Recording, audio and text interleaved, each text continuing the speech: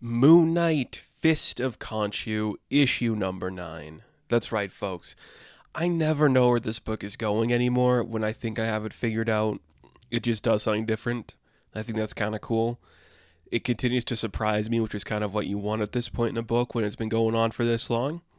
Show me what you got. We had a big dragon in the last issue, which is not what I was expecting at all. So this one being a personal story about a guy's self-sabotage and how he never lets himself be happy. That's very cool. And also Hank Pym explaining what drugs are. That's pretty cool too. So I just noticed now looking at this cover, this is issue 249 if we're doing the legacy stuff, which means next issue would be 250. Are we doing like a big celebration? I'm not too sure about that, honestly. I have to check the solicitations if it's going to be a bigger issue or not. Not that it needs to be. I just think it's kind of cool that we got 250 issues of Moon Knight. That's pretty impressive. Not every character gets there. So we open up this issue and we see a bunker and somebody is banging on the walls trying to get out, let me out, I need to get out, let me out. We then flash back to a scene where Moon Knight is talking to Hank Pym. And this whole sequence is Hank Pym explaining what the glitter drug is. Essentially, it's infused with a lot of properties. Part of them are mysterium, and it's infused with ultra compressed Kerbins, which could be like Kirby Crackle stuff if you want to think about it, but also magic. So a bunch of shit's in there. Lucky for us, Hank Pym uses the same types of Kerbins when he makes his Pym particles. So he can easily come up with an antidote, and he does in the span of a couple pages. He spends more time explaining to Moon Knight how you make it, what's in it, than he does actually making it. So he gets them an antidote. They're going to need to make more of it, but right now they have one little speck that they can use to test on. So the Midnight Mission team is standing together figuring out how we're going to test this new antidote. We got to cut off the supply of glitter in the process, so it's going to be very complicated, and it's going to be interesting to see how we do that. So Marc asks Badir, you're a doctor from what you've seen and all the analysis we went through. Do you think it's going to take long for an addiction to form? And he's like, no, it literally takes nothing. And then Greer's like, no. I know what you're thinking. We're not doing that. Marc, you are not taking glitter and then testing it on yourself to see if this works. And he's like, I got to. I'm the only one it can happen. Badir's a doctor. There's some were-women and vampires in here, and 8-Ball could die. She's like, so could you. And he's like, yeah, but that's the sacrifice I have to make. I'm a fist of Khonshu. I'm not going to die again.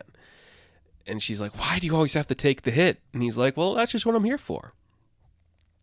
So Marc, to test his new antidote, is going to take the drug, which is who we realize was in the bunker. And we see him bashing his bloody knuckles against the door to let out.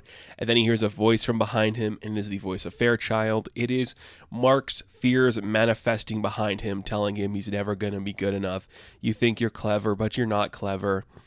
You took a drug that messes with your brain chemistry, and you have the worst brain chemistry in the world, so now you're going to get hit harder than any civilian ever did. And then it morphs into Black Spectre saying, oh, look at that. You thought you were so clever, but it's not. The reason you're Moon Knight and you've been Moon Knight for so long is because you love the taste of pain and you love how it makes people feel. That's why you sabotage everything in your life and everything you do, because you like feeling pain. There's no fix for you. You're broken. And then more people start to manifest from his past. And it's just you just keep going through these ringers and putting your stuff in this situation. And you're going to ruin your friends and everything's bad for you. Look what you've done. You've ruined everything. You don't deserve anything. You realized taking this drug that you're like a wild dog getting off the chain. And now you can play the bad role a little bit. Become a little antagonistic, Look what you've done since the Midnight Mission collapse. You've been kidnapping cops. You've taken drugs. This is Zodiac talking to him in this capacity. He's like, this is all garbage now. Look what you've become. You're reckless and you're irresponsible, and there's nothing you can do. It's amazing. So he tries to punch Zodiac, but of course the manifestation is brain, and then he just starts to tweak out and he's going crazy. His eyes go bloodshot. He's foaming at the mouth, and then he collapses onto the ground, and they're all just like, yeah, Look what you did. You just damaged your brain more than you ever thought you could. Khonshu can't get you out of this one. Neither can Jake or Steven. No one's helping you here. This is all you, buddy. Look at the face that ruins your life. It's you. And then he wakes up in a hospital bed. He's like strapped to the table, and Badir's like, oh, good, you're awake. The restraints because you were having violent episodes. He's like, oh my goodness, that was horrible. And he's like, yeah, like your vital signs showed like you had some intense shit going on. Do you have like any more urge in you for glitter? Marc's like, no. But I saw some. And he's like, no, it's okay. Don't tell me what you saw. You are God-touched, brother, as am I. You don't have hallucinations, you have visions. Whatever you saw was for you alone. And then Marc's like, I did not like what I saw. And he's like, what, you expect it to be pleasing? You're a fist of Khonshu. We just have, like, truly terrible shit to look at. But you're getting a little fun. He's warmed up a lot in the, almost 40 issues that he's been around. Pretty cool. So then we cut to Detective Fraser. And Moon Knight's like, hey, get up. I got something for you. And, like, tosses her the antidote. She's like, what? He's like, yeah. You got something that can, like, kick the drug now. Because screw Fairchild. Do you want to work with him forever? There's a way to get off of it. I got a setup in place. It's like my dominoes are in a row. I got, like, a 2-week plan. And by week 3, there's not going to be any more facilities that are manufacturing glitter. So if you still want to, like, take the drug, you ain't going to have a way to kick it. You're just going to, like, have to suffer forever. So there you go. There's the antidote. Bye. You're going to be the second person to try it. I was the first. And I'm fine. Can't you tell I'm fine? I'm very normal right now. I am Moon Knight. I'm very normal right now. Everything I do is great. I really like the way the character glows when he like walks into Detective Fraser's bunker. He is so bright, and it really looks like an illuminating moon every time he steps into a room now. The coloring is just fantastic. I really dig it. So then he's just like, I flipped Carver. I beat a weird magic sword with a dragon in it, and now I got a cure for glitter. So whatever Fairchild thinks he can do, he ain't doing it. Like, I'm beating him at every turn.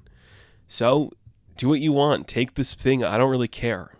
It's kind of over for him and his operations right now.